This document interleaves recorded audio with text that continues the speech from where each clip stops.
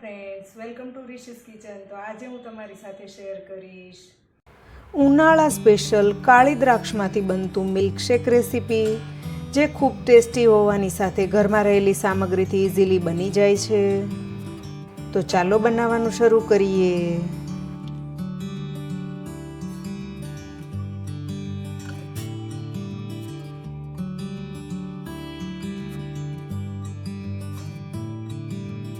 કાળી દ્રાક્ષનું મિલ્કશેક બનાવવા માટે 250 ગ્રામ ફ્રેશ દ્રાક્ષ આવે તે સારી રીતે સાફ કરીને લીધી છે. જ્યુસ માટેના જારમાં લઈ 5 થી 6 મોટા ટુકડા મિશ્રી, તેના બદલે તમે ખાંડ પણ લઈ શકો છો, બ્લેન્ડ કરીશું. આ રીતે તૈયાર થાય ત્યારે મેં લીધું છે 1 કપ ફૂલ ફેટ ઠંડુ દૂધ, સાથે 3 થી 4 આઈસ ક્યુબ, સાથે 2 સ્કૂપ વનીલા આઈસ્ક્રીમ. ફરીવાર બ્લેન્ડ કરીએ. આ રીતે કાળી દ્રાક્ષનું મિલ્કશેક સર્વિંગ માટે તૈયાર છે.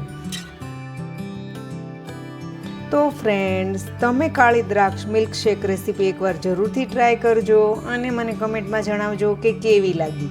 જો સારી લાગે તો વિડીયોને લાઇક અને શેર કરજો.